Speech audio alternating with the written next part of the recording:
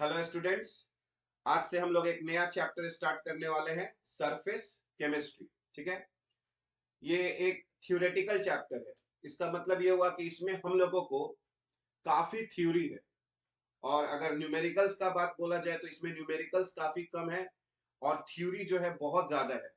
इसलिए हम लोग इस चैप्टर में क्या करेंगे कि जो भी थ्योरी है, जो भी लिखने का पार्ट है, वो हम लोग पहले से लिख के रखेंगे ताकि उसको हम लोगों को समझाने में आसानी हो।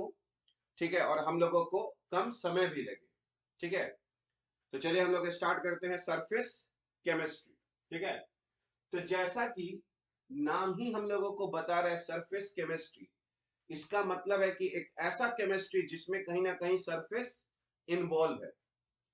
तो केमिस्ट्री में बहुत सारे ऐसे रिएक्शंस होते हैं या बहुत सारे ऐसे प्रोसेस होते हैं जो सरफेस पर होता है, और ये काफी इंपॉर्टेंट हम लोगों का माना जाता है। तो सरफेस केमिस्ट्री में हम लोग उन सारे प्रोसेसेस के बारे में पढ़ते हैं जो सरफेस पे होता है। जैसे हम लोग ऑर्गेनिक केमिस्ट्री में एक रिएक्शन पढ़े हैं, कैटालाइटिक हाइड्रोजिनेशन। ठीक है, अगर हम लोग को याद होगा तो कैटालाइटिक हाइड्रोजिनेशन में हम लोग एल्कीन या अल्काइन का रिएक्शन हाइड्रोजन के साथ कराते हैं in presence of nickel, platinum और पैलेडियम। ठीक है, तो यहां पर जो भी रिएक्शन ये होता है वो निकेल, प्लैटिनम या पैलेडियम के सरफेस पर नहीं होता है। यानी ये एक ऐसा रिएक्शन है जो हम लोगों का सरफेस पर होता है, तो इसीलिए हम लोग इसको सरफेस केमिस्ट्री का एक पार्ट बोल सकते हैं, क्योंकि ये जो रिएक्शन है वो हमारा सरफेस पर हो रहा है। ऐसा बहुत सारा प्रोसेस हम लोग इलेक्ट्रोकेमिस्ट्री में भी पढ़े हैं, जहां पर हम लोग देखे थे कि एक मेटल का सरफेस होता है जो हम लोगों का कैथोड या एनोड कहलाता है, और वहां पर हम लोगों का ऑक्सीडेशन या रिडक्शन जो है वो इन्वॉल्व होता है सरफेस पर। ठीक है, तो सरफेस केमिस्ट्री में हम लोग उन सारे फिनोमेना के बारे में पढ़ेंगे जो सरफेस पर होता है, बल्क में नहीं होता है ना, मटेरियल के अंदर में नहीं होता है। मटेरियल के कहां पर होता है? सरफेस पर होता है। ठीक है, तो इसलिए हम लोग यहां पर देख रहे हैं फर्स्ट में इंट्रोडक्शन में, surface chemistry deals with phenomena that occurs at the surfaces or interfaces। यानी सरफेस केमिस्ट्री उन सारे फिनोमेना को डील करता है जो सरफेस पर या फिर इंटरफेस पर होता है।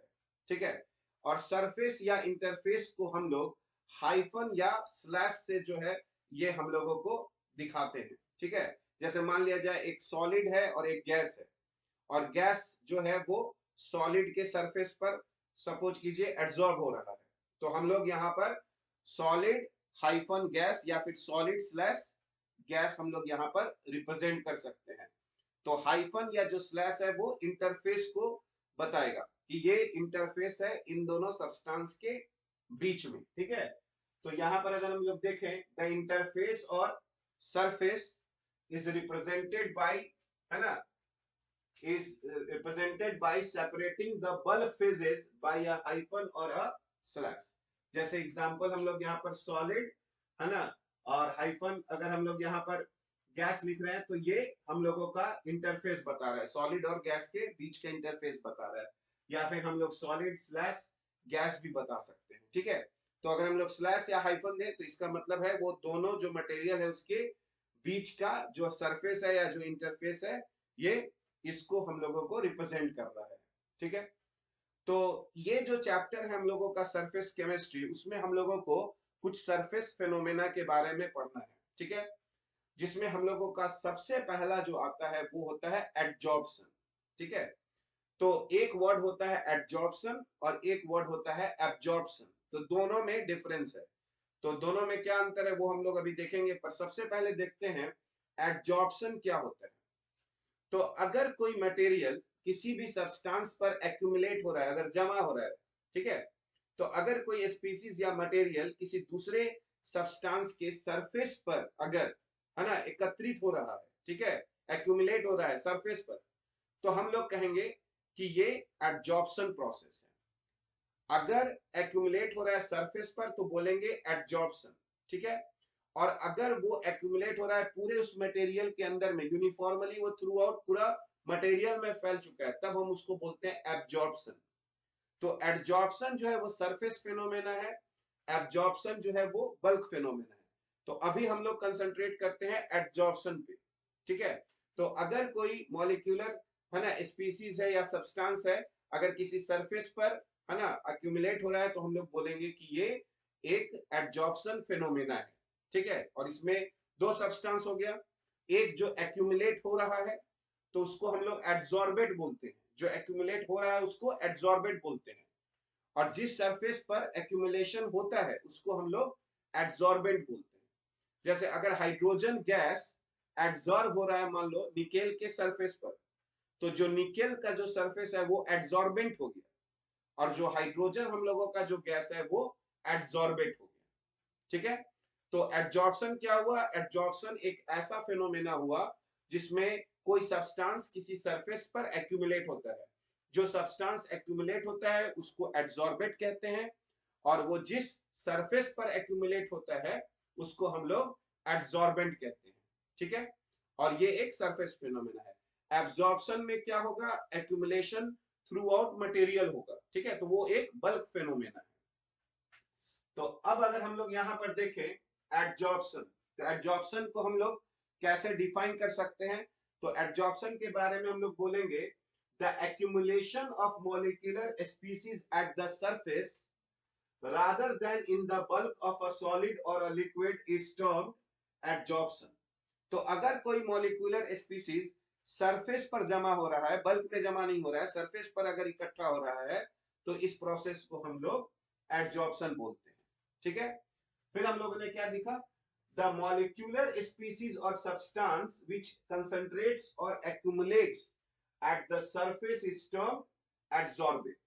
और जो मॉलिक्यूलर स्पीसीज या सब्सटेंस जो इकट्ठा हो रहा है या जो एकत्रित हो रहा है उसको हम लोग एडसॉर्बेट बोलते हैं, ठीक है। And the material on the surface of which the adsorption takes place is called adsorbate, ठीक है। तो तीन चीज में कंफ्यूजन नहीं होना चाहिए, एडजॉर्प्शन हो गया प्रोसेस, एडसॉर्बेट हो गया वो मॉलिक्यूलर स्पीसीज जो है ना एक्यूमुलेट हो रहा है, और जिसके सरफेस पर एक्यूमुलेट हो रहा है उसको हम लोग एडसॉर्बेंट कहते हैं, ठीक है। तो ये हम लोगों का हो गया एडजॉर्प्शन, एडसॉर्बेट और एडसॉर्बेंट, ठीक है। जैसे अगर हाइड्रोजन गैस जो है अगर निकेल के सरफेस पर एडसॉर्ब हो रहा है, तो हाइड्रोजन गैस हम लोगों का क्या हुआ, एडसॉर्बेट हो गया, और निकेल का जो सरफेस है वो हम लोगों का एडसॉर्बेंट हो गया, ठीक है।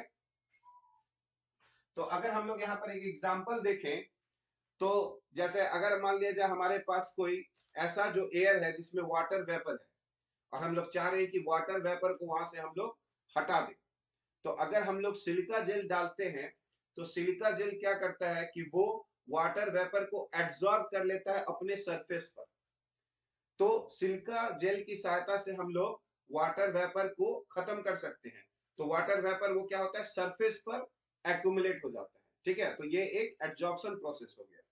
लेकिन यही अगर हम लोग एनहाइड्रस कैल्शियम क्लोराइड डाल दें, ठीक है, जहां पर वाटर वेपर है, तो कैल्शियम क्लोराइड क्या करता है, वो वाटर वेपर को एब्जॉर्ब करके अपने पूरे है ना इनसाइड में जो मटेरियल है वो यूनिफॉर्मली उसको क्या करेगा, वो पूरे मटेरियल में स्प्रेड कर देता है, तो वो हो जाता है एब्जॉर्प्शन, ठीक है। तो जो सिलिका जेल जो मॉइस्चर को है ना जो वो अपने अंदर सोखता है, वो हो गया हम लोगों का एब्जॉर्प्शन, क्योंकि वो सिर्फ सरफेस पर वाटर वेपर के मॉलिक्यूल्स रहेंगे, ठीक है। लेकिन एब्जॉर्प्शन में जो वाटर वेपर के जो मॉलिक्यूल्स हैं वो पूरे मटेरियल के अंदर तक जो है वो यूनिफॉर्मली जो है वो डिस्ट्रीब्यूट हो जाएंगे, ठीक है। तो अगर हम यहाँ पर देखें, the air becomes dry in the presence of silica gel because the water molecules get absorbed on the surface of the gel. तो जो सिलिका जेल जो काम करता है वो हुआ एब्जॉर्प्शन, ठीक है। और जो एनहाइड्रस कैल्शियम क्लोराइड करता है वो भी मॉइस्चर को जो है वो खत्म करता है, लेकिन वो हो गया हम लोगों का एब्जॉर्प्शन। तो एब्जॉर्प्शन और एब्जॉर्प्शन में क्या डिफरेंस है, तो हम लोग कहेंगे कि जो एब्जॉर्प्शन है वो हम लोगों का बल्क फेनोमेना है, ठीक है, जबकि जो एब्जॉर्प्शन है वो सरफेस पर होता है हम लोगों का, ठीक है। इसलिए जो हम लोगों का नेक्स्ट जो टॉपिक हो गया, ठीक है, वो है distinction between absorption and absorption, ठीक है। और इससे पहले हम लोग एक और वर्ड दे सकते हैं, डिजॉर्प्शन। तो जो एब्जॉर्बेट एड्सॉर्बेंट पर एड्सॉर्ब हो चुका है। तो अगर हम लोग जो सब्सटेंस एक्यूमुलेट हुआ, अगर हम उसको वहां से हटाना चाहते हैं, यानी हम रिवर्स प्रोसेस अगर करना चाह रहे हैं, ठीक है, तो इसी को हम लोग बोलते हैं डिजॉर्प्शन। ठीक है, तो ये एड्सॉर्प्शन का क्या हो गया, उल्टा। तो अगर हम लोग यहां पर देखें, the process of removing an adsorb substance from a surface on which it is adsorb, तो जिस सरफेस पर एड्सॉर्ब हुआ था वहां से अगर उस सब्सटेंस को जो एड्सॉर्ब हुआ है अगर हम उसको हटा दें, तो इसी प्रोसेस को हम लोग क्या करते हैं, डिजॉर्प्शन। ठीक है, तो एड्सॉर्प्शन हुआ कि एड्सॉर्बेट जो है वो एक्यूमुलेट हो रहा है एड्सॉर्बेंट पर, तो ये हुआ एड्सॉर्प्शन। और अगर एड्सॉर्बेट जो है एड्सॉर्बेंट से अलग हट रहा है तो उसको हम लोग कहते हैं डिजॉर्प्शन। ठीक है, यहां तक कोई दिक्कत नहीं होना चाहिए। अब हम लोग आते हैं distinction between adsorption and absorption. Adsorption और एब्जॉर्प्शन में क्या अंतर है, ठीक है। तो जैसा कि अभी हम लोगों ने देखा था कि in adsorption the substance is concentrated only at the surface, तो जो भी सब्सटेंस एक्यूमुलेट होगा वो सिर्फ सरफेस पर एक्यूमुलेट होगा एडजॉर्प्शन में। ठीक है, while in absorption the substance is uniformly distributed throughout the bulk of the solid, पर एब्जॉर्प्शन में जो सब्सटेंस एक्यूमुलेट हो रहा है वो सिर्फ सरफेस पर ही नहीं होगा, वो पूरे बल्क में यूनिफॉर्मली थ्रू आउट जो है वो वहां पर फैल जाएगा। ठीक है, जैसा कि अभी हम लोग एग्जांपल देखे थे कि सिलिका जेल वाटर वेपर को क्या करता है, एब्जॉर्ब करता है, अपने सरफेस पे रखेगा, लेकिन एनहाइड्रस कैल्शियम क्लोराइड जो है वो क्या करता है, वो वाटर वेपर को पूरे बल्क में अपने थ्रू आउट जो है वो डिस्ट्रीब्यूट कर लेता है। ठीक है, इसको एक और एग्जांपल से समझ सकते हैं। मान लिया जाए हमारे पास अगर एक व्हाइट चौक है और उसको अगर हम लोग ब्लू इंक में अगर हम लोग डिप कर देते हैं तो हम लोग देखेंगे कि उसका जो पूरा सरफेस है वो हम लोगों का ब्लू हो जाएगा। पर अगर हम लोग उस चौक को तोड़े और अगर हमको लगा कि अंदर से हम लोग देखें कि वो व्हाइट ही है, तो इसका मतलब है ये हम लोगों का हो गया एडजॉर्प्शन। ठीक है, क्योंकि जो इंक के जो पार्टिकल्स है वो सिर्फ कहां पर रह गए, सरफेस पर हो गए, तो ये हो हम लोगों का एडजॉर्प्शन। ठीक है, तो अब अगर हम लोग देखें distinction between adsorption and absorption, दोनों में क्या अंतर है, तो है ना, अभी हम लोगों ने देखा in absorption the substance is concentrated only at the surface, while in absorption the substance is uniformly distributed throughout the bulk of the solid. जैसा कि एक एग्जांपल अगर हम लोग देखें तो water vapours are absorbed by, है ना, are absorbed bye anhydrous CaCl2। ठीक है, यहां पर ये एब्जॉर्ब होना चाहिए था, है ना, एब्जॉर्ब्ड बाय एनहाइड्रस CaCl2, क्योंकि एनहाइड्रस CaCl2 क्या करता है, वो थ्रू आउट पूरे बल्क में फैलाता है, तो ये एब्जॉर्ब्ड बाय एनहाइड्रस CaCl2 हो गया, but absorbed bye silica gel. लेकिन सिलिका जेल वाटर वेपर को कहां पर रखता है, वो सरफेस पर ही रखता है। ठीक है, अगर अब हम लोग देखें तो अगर हो सकता है कि हम लोगों का जो एब्जॉर्प्शन है या एब्जॉर्प्शन है वो दोनों साथ साथ हो रहा हो, यानी सब्सटेंस सरफेस पर भी हो रहा है और साथ ही साथ पूरे बल्क में भी फैल रहा है, तब हम लोग एक वर्ड बोलते हैं सॉर्प्शन। तो सॉर्प्शन तब यूज करते हैं जब एब्जॉर्प्शन भी होता है और एब्जॉर्प्शन भी होता है। ठीक है, तो यहां पर हम लोग देख रहे हैं कि sorption is a process in which absorption and absorption take place simultaneously, जब दोनों प्रोसेस साथ साथ हो रहा है तो हम लोग सॉर्प्शन बोलते हैं। तो अभी हम लोगों ने बहुत सारा कुछ टर्म सीखा, जैसे एडजॉर्प्शन। तो एडजॉर्प्शन में कोई सब्सटेंस जो है एक्यूमुलेट होता है किसी दूसरे सब्सटेंस के सरफेस पर। ठीक है, जो एक्यूमुलेट होता है उसको क्या बोलते हैं, एड्सॉर्बेट, और जिसके सरफेस पर, है ना, एडजॉर्प्शन होता है उसको बोलते हैं एड्सॉर्बेंट। ठीक है, और अगर एड्सॉर्प्शन को हम लोग रिवर्स कर दें, यानी जो सब्सटेंस एक्यूमुलेट हो रहा है उसको वहां से हटा दें, तो उसी को बोलते हैं डिजॉर्प्शन। और जो एब्जॉर्प्शन होता है उसमें सब्सटेंस जो है वो पूरे बल्क में फैला रहता है। ठीक है, और अगर ये दोनों प्रोसेस साथ हो रहा है तो उसको हम लोग बोलते हैं सॉर्प्शन।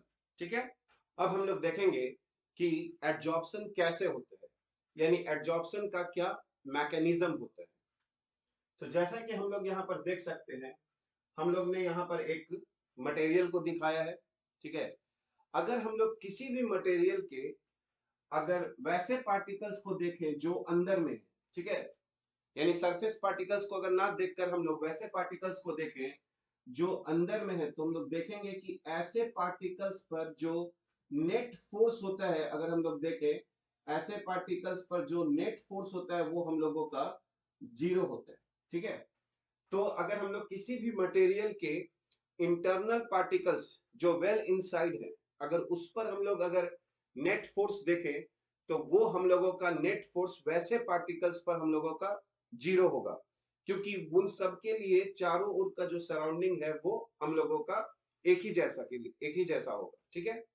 लेकिन यही यदि हम लोग वैसे पार्टिकल्स को देखें जो सरफेस पर है, जैसा कि हम लोग यहाँ पर देख सकते हैं, अगर हम लोग सरफेस पार्टिकल्स के लिए देखें, जैसे अगर इस पार्टिकल के लिए अगर हम लोग देखें, तो यहाँ पर एक फोर्स लग रहा है, यहाँ पर एक फोर्स लग रहा है, तो ये तो कैंसिल कर देगा एक दूसरे को।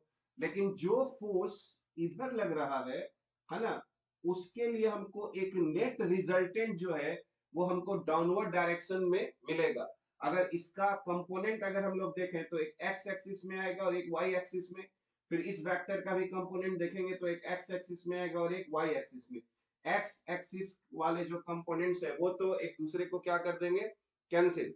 लेकिन जो हम लोगों को है ना डाउनवर्ड डायरेक्शन में जो कंपोनेंट मिलेगा वो कैंसिल नहीं होगा। इसका मतलब है कि जो पार्टिकल सरफेस पर होते हैं उन पर एक नेट फोर्स हमेशा लगता है नीचे की ओर। तो अगर ऐसे सरफेस के कांटेक्ट में अगर कोई पार्टिकल आएगा, तो वो पार्टिकल पर एक फोर्स लगेगा किधर, नीचे की ओर, और उसके कारण जो है ये हम लोगों का एड्जॉर्प्शन होगा, ठीक है। तो जब पार्टिकल आता है सरफेस पर, है ना, तो सरफेस पर नेट जो है वो हम लोगों का अट्रैक्शन होता है, और पार्टिकल्स जो है वो है ना सरफेस पर एब्जॉर्ब हो जाता है। और हम लोग जब जानते हैं कि जब भी है ना अट्रैक्शन होता है तो एनर्जी क्या होता है, रिलीज होता है। इसका मतलब है कि जब भी एड्जॉर्प्शन होगा तो क्या होगा, तो जो एड्जॉर्बेंट है वो एड्जॉर्बेंट के पार्टिकल्स को अपने सरफेस पर अट्रैक्ट करेगा, और इस अट्रैक्शन से हम लोगों का एनर्जी क्या होगा, रिलीज होगा। यानी एड्जॉर्प्शन जो है ये एक हम लोगों का एक्सोथर्मिक प्रोसेस होगा, क्योंकि इस प्रोसेस में हमेशा क्या होगा, हम लोगों का हीट रिलीज होगा। और साथ ही साथ अगर हम लोग देखें कि अगर ये एड्जॉर्बेंट है और इसके ऊपर हम लोग एक गैस रखते हैं, यानी यहां पर अगर हम लोग और एड्जॉर्बेंट को अगर गैस माने, तो क्या होगा, तो गैस के जो पार्टिकल्स है जो पहले फ्रीली घूम रहे थे, अब जब ये एड्जॉर्प्शन होगा उनका, तो उनका जो मूवमेंट होगा वो हम लोगों का क्या हो जाएगा, कम हो जाएगा। यानी गैस के पार्टिकल्स का पहले मूवमेंट ज्यादा था और बाद में मूवमेंट क्या हो जाएगा, कम हो जाएगा। तो इससे क्या होगा, यानी पहले उनका एंट्रोपी ज्यादा था। एंट्रोपी क्या होता है, रैंडमनेस, है ना, मेजर ऑफ रैंडमनेस। तो शुरुआत में गैस पार्टिकल्स इधर उधर कहीं भी घूम सकते थे, यानी उनका एंट्रोपी ज्यादा था। लेकिन जब एड्जॉर्प्शन हो जाएगा तो उनका जो मूवमेंट होगा वो है ना रिस्ट्रिक्ट हो जाएगा, रुक जाएगा। तो इसका मतलब ये हुआ कि उस समय एंट्रोपी उनका क्या हो जाएगा, कम हो जाएगा। यानी जब एड्जॉर्प्शन होता है तो हमारा इंट्रोपी भी क्या होता है, डिक्रीज होता है। यानी अगर डेल्टा एस देखें, यानी चेंज इन इंट्रोपी देखें, तो डेल्टा एस हमारा क्या हो जाएगा, नेगेटिव हो जाएगा। और डेल्टा एच यानी चेंज इन इंथैल्पी भी क्या होगा, नेगेटिव होगा। तो ये बहुत इंपॉर्टेंट पॉइंट है कि जब एड्जॉर्प्शन होता है तो डेल्टा एच भी निगेटिव होता है और साथ ही साथ डेल्टा एस भी निगेटिव हो जाता है, ठीक है। अब सवाल उठता है कि क्या एड्जॉर्प्शन एक स्पॉन्टेनियस प्रोसेस है। तो हम लोग जानते हैं कि एड्जॉर्प्शन जो है वो स्पॉन्टेनियस प्रोसेस है, यानी जैसे ही हम लोग एड्जॉर्बेंट को एड्जॉर्बेंट सरफेस के पास लाएंगे तो उनके बीच में क्या हो जाएगा, अट्रैक्शन हो जाएगा, और ये स्पॉन्टेनियस है, ठीक है। यानी एड्जॉर्प्शन जो है वो एक स्पॉन्टेनियस प्रोसेस है।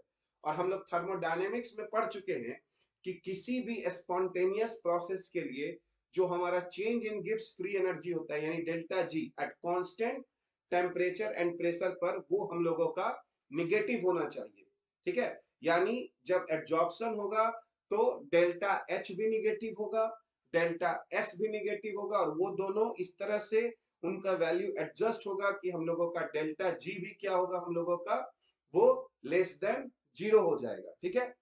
तो हम लोग कह सकते हैं कि एड्जॉर्प्शन क्यों होता है, तो एड्जॉर्प्शन इसलिए होता है क्योंकि जो मॉलिक्यूल्स है ना, सरफेस पर होते हैं, उन पर नेट रिजल्टेंट फोर्स जो है वो हम लोगों का जीरो नहीं होता है, उन पर एक नेट फोर्स हम लोगों का इनवर्ड लगता है, जिसके कारण जो है जब एड्सॉर्बेंट के पार्टिकल्स एड्सॉर्बेंट के सरफेस पर आते हैं तो उन पर एक नेट फोर्स नीचे काम करने लगता है, जिससे एड्जॉर्प्शन जो है वो हम लोगों का होना शुरू हो जाता है। ठीक है, तो अगर हम लोग यहाँ पर देखें मैकेनिज्म ऑफ एड्जॉर्प्शन, ठीक है, कि एड्जॉर्प्शन का क्या मैकेनिज्म है, तो हम लोग यहाँ पर लिख सकते हैं कि the forces acting on the bulk particle, यानी बल्क पार्टिकल जो इंटरनल पार्टिकल्स है, the forces acting on the bulk particle present inside the adsorbent are mutually balanced. तो जो अंदर में पार्टिकल्स होगा उस पर तो नेट फोर्स जो है वो सब एक दूसरे को क्या कर देगा, कैंसिल कर देगा, तो नेट फोर्स जीरो हो जाएगा। ठीक है,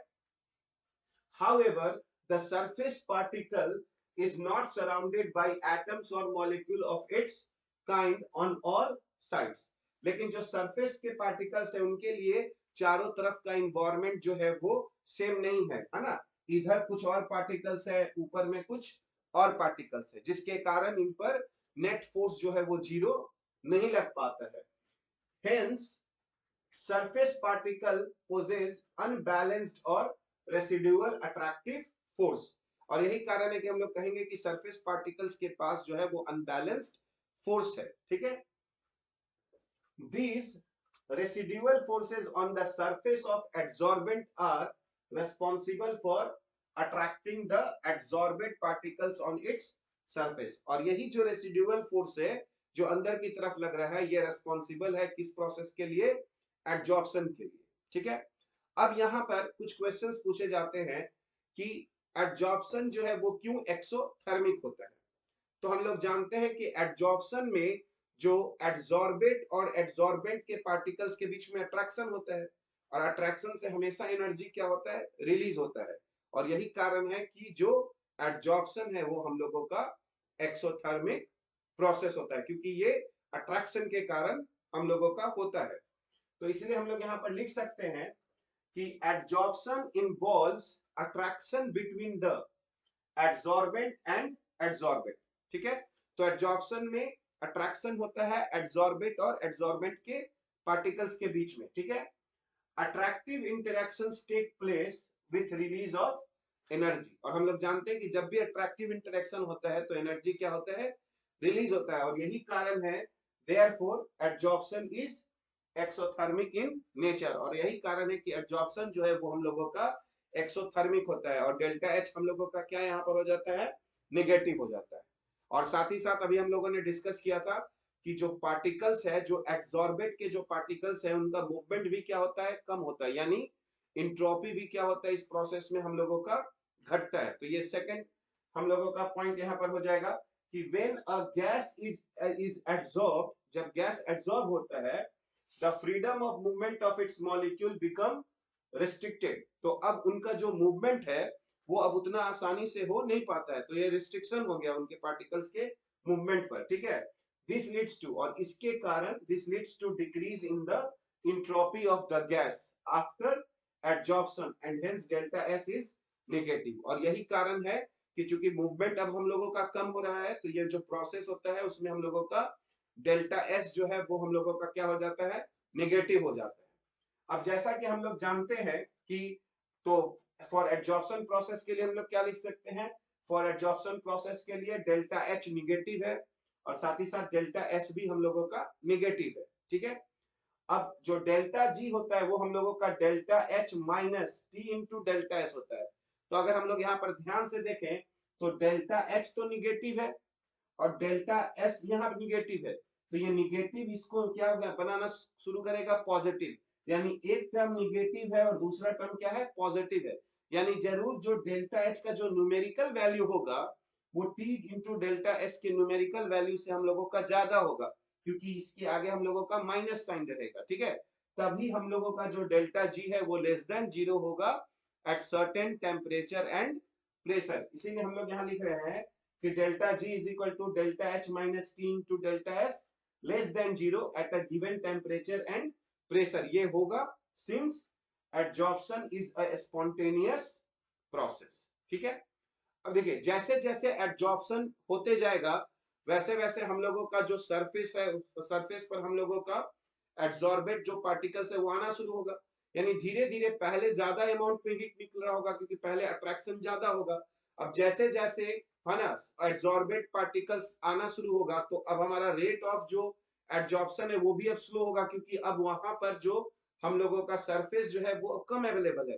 तो पहले हम लोगों को डेल्टा एच ज्यादा निगेटिव मिलेगा, ज्यादा एनर्जी रिलीज होगा और धीरे धीरे जैसे जैसे एड्जॉर्प्शन जो है वो आगे बढ़ेगा डेल्टा एच जो है वो हमारा अब हमको कम निगेटिव मिलाएगा।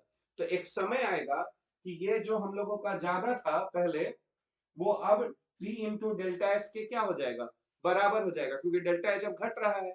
और जैसे ही ये दोनों बराबर हो जाएगा तो डेल्टा जी हमारा क्या हो जाएगा, जीरो हो जाएगा। ठीक है, और जब डेल्टा जी जीरो आ जाता है तो हम लोग जानते हैं प्रोसेस क्या हो जाता है, इक्विलिब्रियम पे आ जाता है। यानी जिस रेट से एडजॉर्प्शन हो रहा होगा उसी रेट से फिर डिजॉर्प्शन भी हो रहा होगा। ठीक है, तो हम लोग कहेंगे कि इस समय हम लोगों का जो सिस्टम है वो क्या हो गया, इक्विलिब्रियम पर आ गया। ठीक है, तो इसी बात को हम लोग यहाँ पर लिख रहे हैं कि एज द एडजॉर्प्शन प्रोसेस है ना, as the adsorption proceeds delta H becomes less and less negative, ultimately delta H becomes equal to T delta S हो जाएगा and delta G becomes zero और हमारा डेल्टा जी क्या हो जाएगा, zero हो जाएगा। At this state equilibrium is attend. तो अब हम लोग कहेंगे कि एक तरह से जो एडजॉर्प्शन है वो अब इक्विलिब्रियम पे आ चुका है। यानी अब हम लोग ज्यादा एड्सॉर्बेट को अब हम लोग एड्सॉर्बेंट पर जो है वो हम लोग एक्यूमुलेट नहीं करा पाएंगे क्योंकि प्रोसेस जो है वो अब इक्विलिब्रियम पर आ चुका है। अब हम लोग टाइप ऑफ एडजॉर्प्शन देखेंगे, यानी एडजॉर्प्शन जो है वो कितने प्रकार का होता है। तो एडजॉर्प्शन जो है वो दो प्रकार का होता है। ठीक है, टू टाइप्स ऑफ एडजॉर्प्शन। एक को हम लोग कहते हैं फिजिकल एडजॉर्प्शन और इसी को हम लोग फिजिजॉर्प्शन भी बोलते हैं, और दूसरा होता है हमारा केमिकल एडजॉर्प्शन और उसको हम लोग केमीजॉर्प्शन बोलते हैं। तो जैसा कि नाम ही बता रहा है फिजिकल एडजॉर्प्शन, यानी इसमें जो भी एडजॉर्प्शन होगा वो वंडरवाल फोर्स के कारण होगा। वंडरवाल फोर्स क्या होता है, डाइपोल डाइपोल अट्रैक्शन। तो जैसा कि अभी हम लोगों ने देखा था कि जो सरफेस पे जो मॉलिक्यूल्स होते हैं है ना उन पर रिजल्टेंट फोर्स हम लोगों का जीरो नहीं होता है। ठीक है, तो नेट फोर्स हम लोगों का डाउनवर्ड होता है। तो अगर किसी एड्सॉर्बेंट के सरफेस पर जब एड्सॉर्बेट आएगा तो वो उस अट्रैक्शन के कारण जो है वो एड्सॉर्ब हो जाएगा। तो ये जो हमारा एडजॉर्प्शन है वो फिजिकल एडजॉर्प्शन कहलाता है अगर ये एडजॉर्प्शन वंडरवाल फोर्स के कारण हुआ है। अगर एड्सॉर्बेट और एड्सॉर्बेंट के बीच में प्रॉपर अगर केमिकल बॉन्ड बना है तब हम लोग ऐसे एडजॉर्प्शन को केमिकल एडजॉर्प्शन या फिर केमीजॉर्प्शन कहेंगे। यानी एडजॉर्प्शन हम लोगों का दो टाइप का हो गया, एक फिजिकल एडजॉर्प्शन ये वंडरवाल फोर्स के कारण होता है और दूसरा हो गया केमिकल एडजॉर्प्शन जो केमिकल बॉन्ड बनने के कारण होगा। इसलिए हम लोग यहाँ पर देख सकते हैं टाइप्स ऑफ एडजॉर्प्शन में कि हमारे पास दो टाइप हुए एडजॉर्प्शन के। फर्स्ट हो गया हम लोगों का फिजिकल एडजॉर्प्शन या फिर फिजिजॉर्प्शन। ठीक है, तो ये क्या होता है, तो when accumulation of gas on the surface of a solid occurs due to weak van der Waals forces। तो अगर गैस किसी है ना सॉलिड के सरफेस पर अगर एब्जॉर्ब हो रहा है due to van der Waals force तब उसको हम लोग फिजिकल एडजॉर्प्शन कहते हैं। It is called physical adsorption. ठीक है, तो फिजिकल एडजॉर्प्शन जो है वो van der Waals फोर्स के कारण होता है। जबकि अगर हम लोग सेकंड देखें केमिकल एडजॉर्प्शन और केमीजॉर्प्शन, तो when the gas molecules or atoms are held to the surface of solid by chemical bonds, अगर जो गैस के मॉलिक्यूल्स हैं अगर वो सॉलिड के सरफेस के साथ केमिकल बॉन्ड बना रहे हैं तो ऐसे एडजॉर्प्शन को हम लोग केमिकल एडजॉर्प्शन या फिर केमीजॉर्प्शन भी हम लोग कहते हैं। It is called chemical adsorption. ठीक है, यानी हम लोगों के पास एडजॉर्प्शन के दो टाइप्स हो गए, एक फिजिकल एडजॉर्प्शन और एक केमिकल एडजॉर्प्शन। तो अब हम लोग देखेंगे कि फिजिकल एडजॉर्प्शन और केमिकल एडजॉर्प्शन में क्या क्या डिफरेंस है। ठीक है, तो हम लोग कुछ डिफरेंसेस जो है उन दोनों के बीच में स्टडी करेंगे। तो फिजिजॉर्प्शन और केमीजॉर्प्शन। ठीक है, तो फर्स्ट पॉइंट अगर हम लोग देखें तो फिजिज ऑप्शन में हम लोग यहाँ पर है ना कह सकते हैं कि it arises because of Van der Waals forces, ठीक है। तो अगर वंडरवाल फोर्स के कारण एडजॉर्प्शन हो रहा है तो उसको हम लोग फिजिज ऑप्शन कहते हैं। और वंडरवाल फोर्स क्या आता है, डाइपोल डाइपोल अट्रैक्शन को ही हम लोग वंडरवाल फोर्स कहते हैं, ठीक है। जबकि यहां पर होगा it is caused by chemical bond formation, जबकि केमिज ऑप्शन जो होता है वो इसलिए होता है क्योंकि एड्सॉर्बेट और एड्सॉर्बेंट के बीच में केमिकल बॉन्ड बनता है, ठीक है। सेकेंड जो है it is not specific in nature. तो it is not specific in nature, इसका मतलब है कि अगर हम लोग किसी भी गैस को अगर हम लोग सॉलिड सरफेस के ऊपर रखेंगे किसी भी गैस को, तो वंडरवाल फोर्स जो है वो यूनिवर्सल फोर्स है। तो डाइपोल डाइपोल अट्रैक्शन हर एक गैस का हर एक सॉलिड के साथ होगा। यानी जो फिजिकल एडजॉर्प्शन जो है वो स्पेसिफिक नहीं है, कोई भी गैस रखेंगे उसका हम लोगों का फिजिकल एडजॉर्प्शन होगा किसी भी सॉलिड के साथ। हाँ, लेकिन अगर कोई इजिली लिक्विफिएबल गैसेस है, यानी अगर जो गैस जिसको हम लोग इजिली लिक्विफाई कर है ना कर सकते हैं, उनमें मॉलिक्यूलर अट्रैक्शन ज्यादा होता है। तो जो इजिली लिक्विफिएबल गैसेस जो हैं उनका हम लोग कहेंगे कि फिजिकल एडजॉर्प्शन ज्यादा होता है। फिजिकल एडजॉर्प्शन ऐसे तो हर गैस का हर एक सॉलिड के साथ होगा, लेकिन कुछ ऐसे गैसेस हैं है ना जो इजिली लिक्विफिएबल हैं, यानी हम लोग कह सकते हैं कि जो इजिली है ना लिक्विड में जो गैस चेंज हो सकता है, उनका जो है फिजिकल एडजॉर्प्शन जो है वो हम लोगों का ज्यादा होता है, ज्यादा बढ़िया होता है। और ऐसे गैसेस का जो इजिली लिक्विफिएबल गैसेस होते हैं उनका क्रिटिकल टेम्परेचर जो होता है वो ज्यादा होता है। क्रिटिकल टेम्परेचर का मतलब क्या होता है, एक ऐसा टेम्परेचर जिसके ऊपर में अगर गैस चला जाए तो उसको हम कितना भी प्रेशर दे दें वो फिर लिक्विड में कन्वर्ट नहीं होता है। तो क्रिटिकल टेम्परेचर जो है वो एक मेजर होता है इंटरमॉलिक्यूलर अट्रैक्शन का। अगर क्रिटिकल टेम्परेचर ज्यादा है तो इंटरमॉलिक्यूलर अट्रैक्शन ज्यादा है, और ऐसे जो गैस के मॉलिक्यूल्स हैं वो सॉलिड सरफेस के साथ आसानी से जो है वो एड्सॉर्ब हो सकते हैं सॉलिड के सरफेस पर। तो इसीलिए हम लोग कहते हैं कि है ना it is not specific in nature, ठीक है। फिजिकल एड्सॉर्प्शन किसी भी गैस का होगा, लेकिन हाँ इतना हम लोग कह सकते हैं कि जो इजिली लिक्विफिएबल गैसेस हैं वो उनका जो फिजिकल एड्सॉर्प्शन अगर हम लोग देखें तो उनका ज्यादा होगा, ठीक है। लेकिन फिर भी कहने के लिए हम लोग कहते हैं कि it is not specific in nature, क्योंकि कुछ ना कुछ अमाउंट में तो एड्सॉर्प्शन जो है वो होगा ही होगा, फिजिकल एड्सॉर्प्शन। यहां पर अगर हम लोग देखें तो it is highly specific in nature, जबकि हम लोग जानते हैं कि केमिकल बॉन्ड किसी भी के बीच में बने ये जरूरी नहीं है। तो अगर कोई ऑक्सीजन गैस है और वो किसी सरफेस पर अगर एब्जॉर्ब हो रहा है तो जरूर कोई ऑक्साइड का फॉर्मेशन कर रहा होगा, ठीक है। तो ऐसा नहीं कि ऑक्सीजन जो है वो हर एक के साथ ऑक्साइड बना लेगा। तो जो हमारा केमिज ऑप्शन है वो स्पेसिफिक नेचर है, मतलब अगर ये गैस है तो कोई खास मेटल होगा जिसके साथ वो बॉन्ड बना सकते हैं, इसलिए हम लोग कह रहे हैं कि it is highly specific in nature, ठीक है। फिर अगर हम लोग थर्ड देखें तो it is reversible in nature. तो चूंकि वंडरवाल फोर्स जो है वो काफी कमजोर होता है, तो अगर हम लोग का गैस एब्जॉर्ब हो रहा है तो वो डिसॉर्प्शन में भी भाग लेगा, है ना। तो अगर हम लोग कहें कि कोई गैस किसी सॉलिड के सरफेस पे एब्जॉर्ब हो रहा है तो उस समय कुछ गैस जो है वो वहां से बाहर भी जो है वो निकल रहा होगा। तो ये हम लोगों का रिवर्सिबल प्रोसेस हो गया, क्योंकि जो वंडरवाल फोर्स है वो वीक फोर्स है हम लोगों का।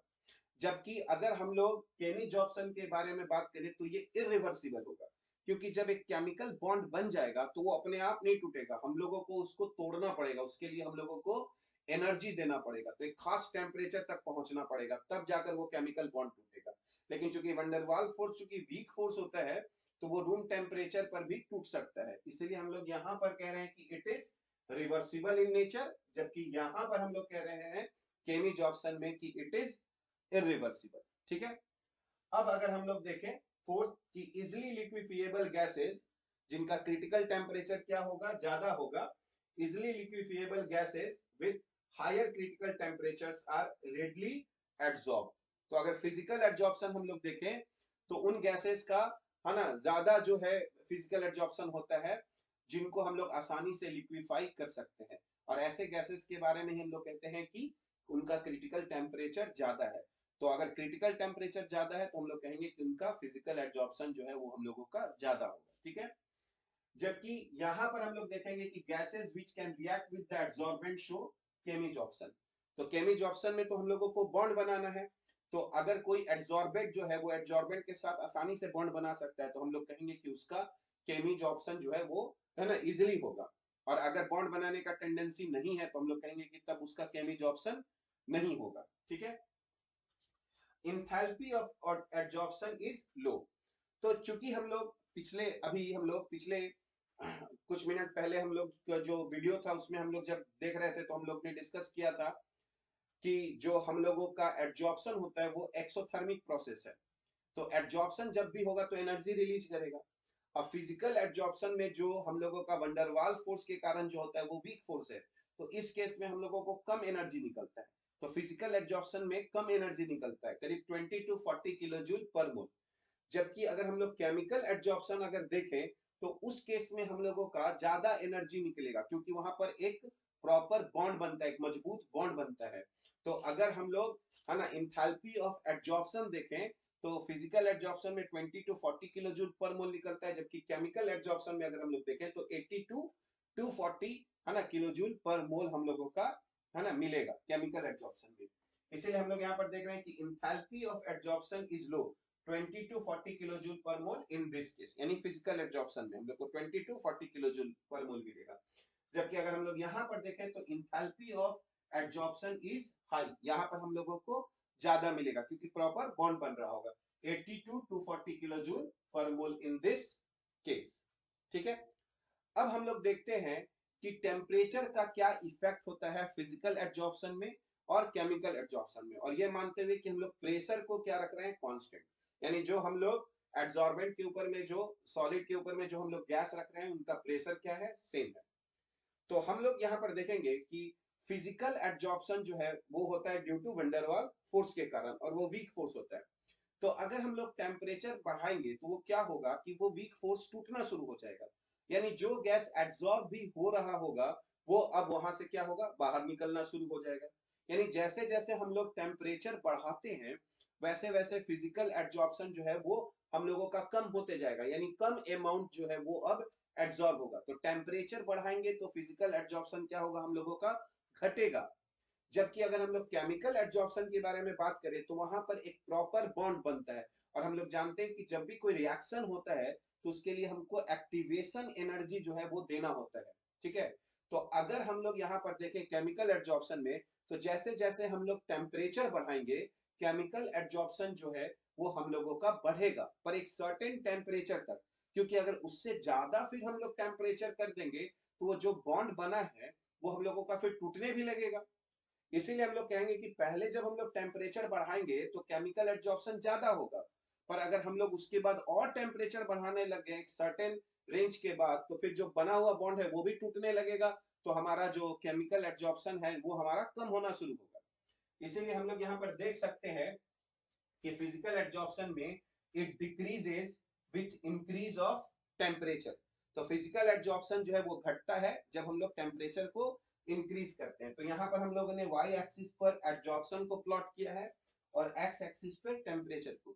तो जैसा कि हम लोग यहाँ पर देख सकते हैं जैसे जैसे हम लोग टेम्परेचर को बढ़ाएंगे फिजिकल एब्जॉर्प्शन हम लोगों का कम होना शुरू हो जाएगा। ठीक है, यहीं पर जब हम लोग केमिकल एब्जॉर्प्शन के बारे में बात करेंगे तो हम लोग लिखते हैं it increases with the increase of temperature, क्योंकि हम लोग इसी रीजन के बारे में बात करें।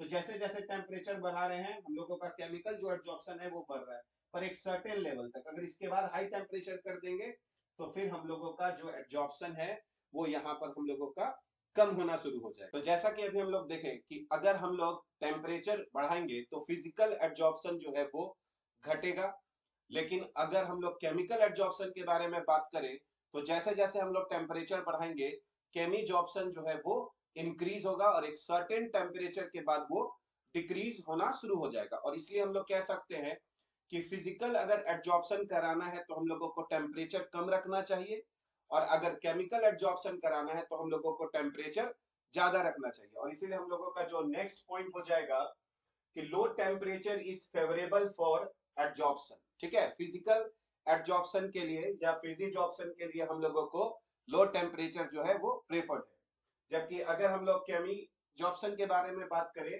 तो high temperature is favourable for absorption, क्योंकि यहाँ पर हम लोगों को प्रॉपर जो है एक बॉन्ड बनाना होता है। ठीक है, यहां पर अगर हम लोग नेक्स्ट पॉइंट देखें तो no appreciable activation energy is needed. क्योंकि फिजिकल एब्जॉर्प्शन में कोई प्रॉपर बॉन्ड तो बनता नहीं है, तो वहां हम लोगों को कोई एक्टिवेशन एनर्जी की जरूरत नहीं है। लेकिन अगर हम लोग केमिकल एब्जॉर्प्शन के बारे में बात करें तो वहां पर एक प्रॉपर बॉन्ड बनता है, और इसके लिए वहां पर हमको एक्टिवेशन एनर्जी की जरूरत पड़ेगी। इसीलिए यहां पर हम लोग लिख रहे हैं no appreciable activation energy is needed. लेकिन अगर केमिज ऑप्शन के बारे में बात करें तो हम लोग लिखेंगे कि high activation energy is sometimes needed. इसीलिए हम लोगों को टेम्परेचर जो है वो हम लोगों को हाई रखना पड़ता है।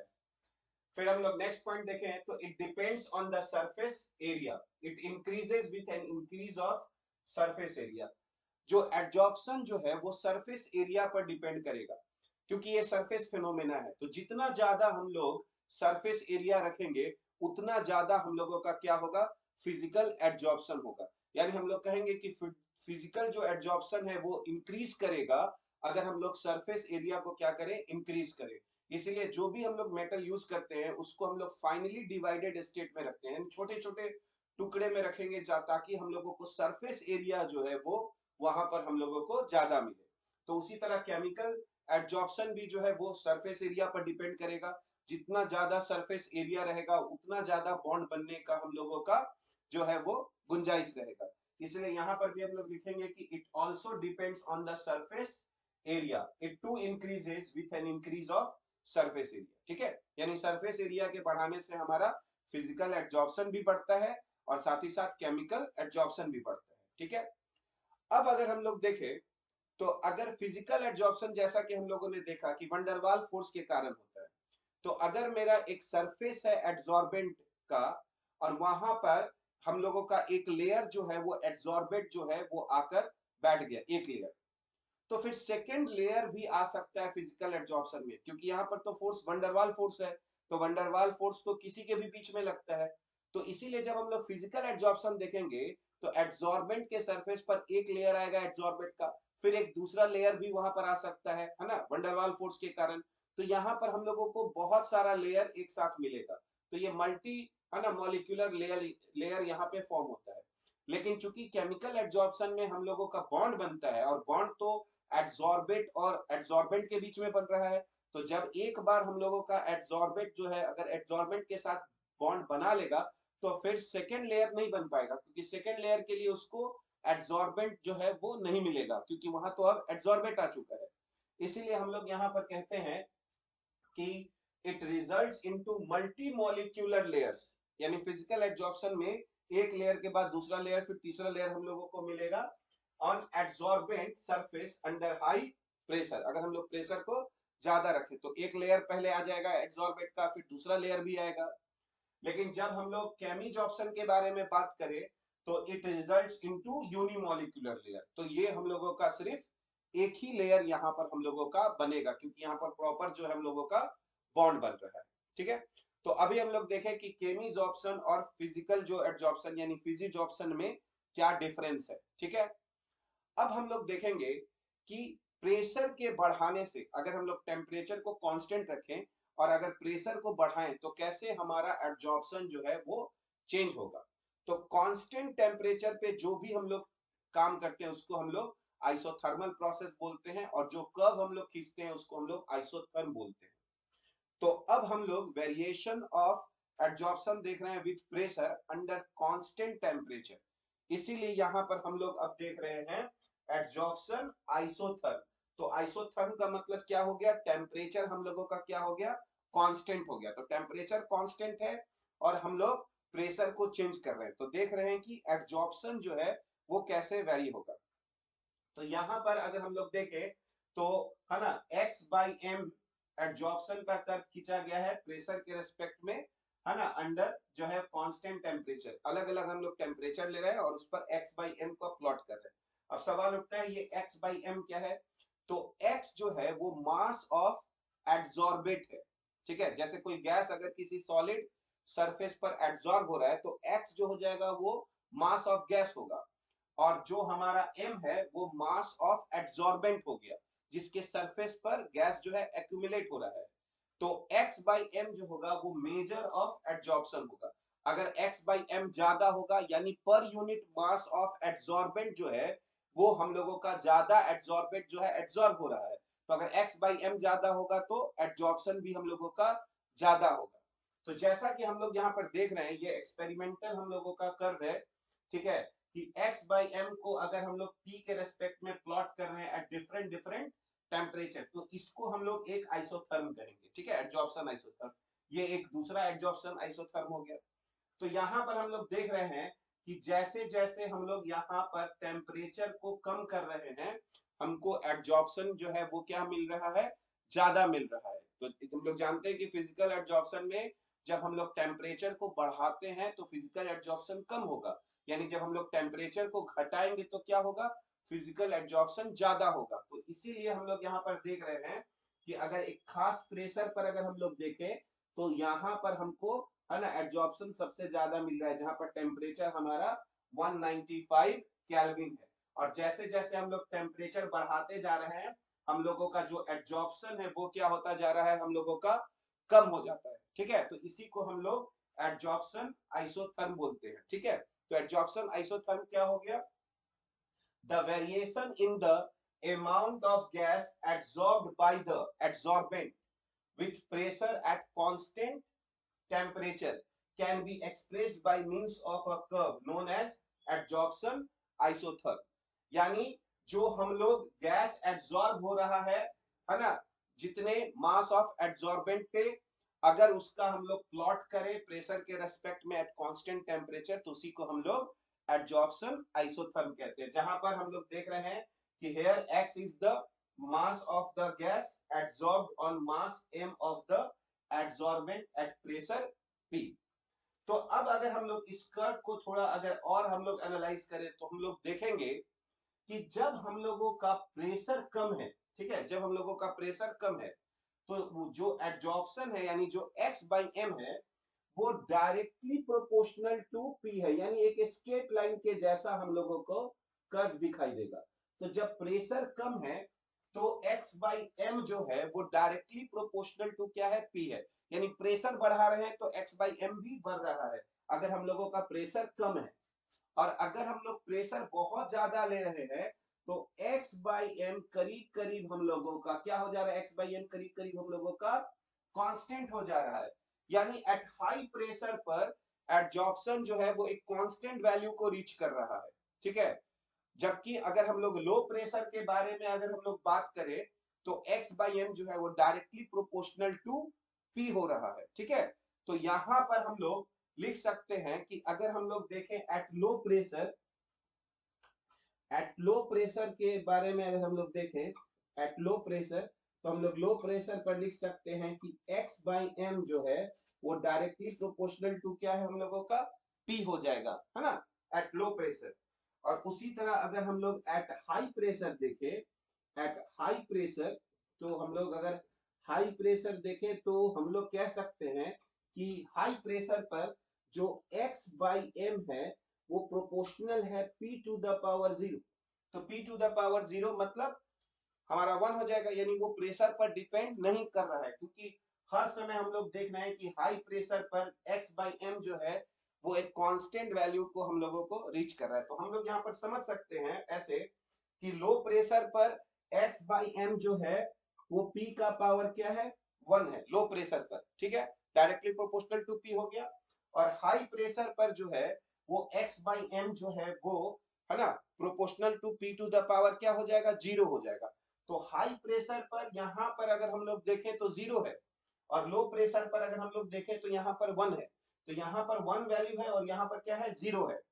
तो अगर हम लोग इंटरमीडिएट प्रेशर पर आएंगे यानी इसके बीच में अगर हम लोग कहीं आएंगे तो ऐसा हम लोगों को लगेगा कि x बाई एम जो है वो डायरेक्टली प्रोपोर्शनल जो होगा वो p का पावर कोई एक ऐसा नंबर होगा जो 0 और 1 के क्या होगा, बीच में होगा, ठीक है।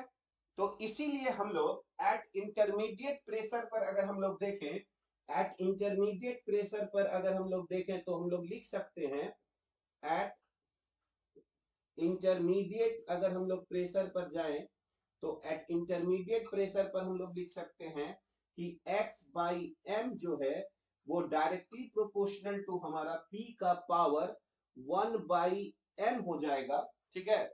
जहां पर हम लोग कह सकते हैं कि n का जो वैल्यू है वो ग्रेटर देन इक्वल टू 1 हो जाएगा, ठीक है।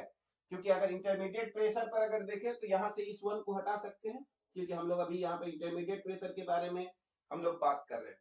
तो लो प्रेशर पर जो है वो x/m directly proportional to P हो गया, हाई प्रेशर पर इंडिपेंडेंट हो गया प्रेशर के, और इंटरमीडिएट प्रेशर पर हम लोग देख रहे हैं कि x/m जो है वो P के कुछ पावर के क्या है, डायरेक्टली प्रोपोर्शनल है। तो अगर हम लोग यहाँ पर इस सिंबल को हटाकर, है ना, इक्वल का साइन देंगे तो एक कांस्टेंट देना पड़ेगा। तो हम लोग यहाँ पर लिख सकते हैं x/m is equal to k into P का पावर 1/n, जहां हम लोगों का k और n जो है वो हम लोगों का कांस्टेंट जो है वो हम लोगों का कांस्टेंट यहां पर है, ठीक है। तो अगर हम लोगों का एड्सॉर्बेट या एड्सॉर्बेंट दोनों अगर हम लोगों का फिक्स है तो k और n जो है हम लोगों का कांस्टेंट है एट अ गिवन टेम्परेचर। तो जैसा कि अभी हम लोगों ने देखा कि जो x/m होता है वो डायरेक्टली प्रोपोर्शनल टू P होता है एट लो प्रेशर, यानी लो प्रेशर पर एब्जॉर्प्शन जो है वो डायरेक्टली प्रोपोर्शनल टू प्रेशर होता है।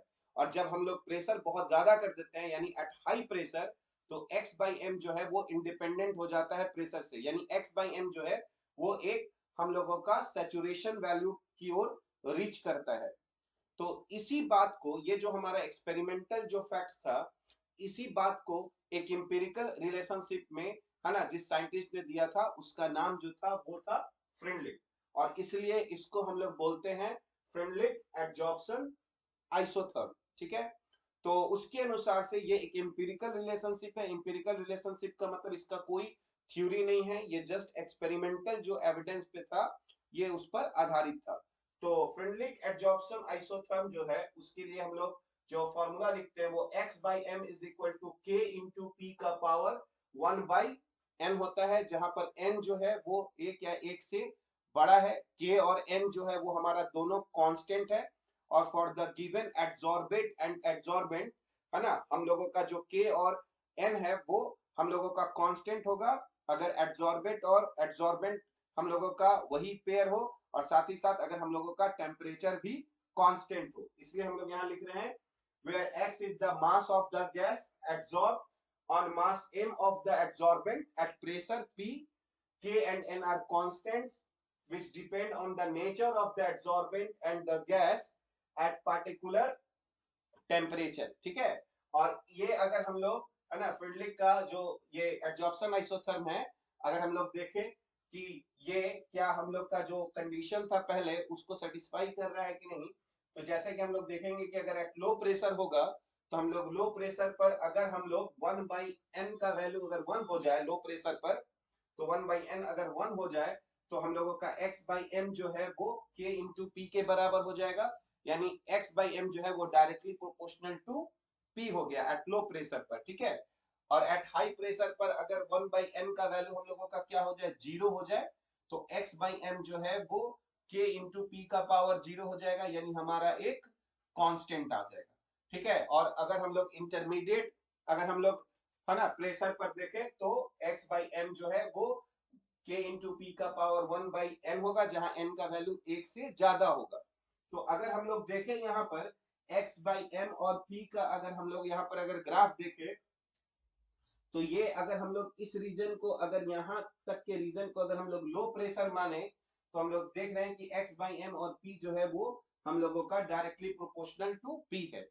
और यहां से यहां तक के रीजन को हम लोग इंटरमीडिएट का रीजन मान सकते हैं, इंटरमीडिएट प्रेशर पे। तो यहाँ पर जो इस रीजन में जो x/m है वो हम लोगों का k इंटू पी हो जाएगा इस रीजन के लिए।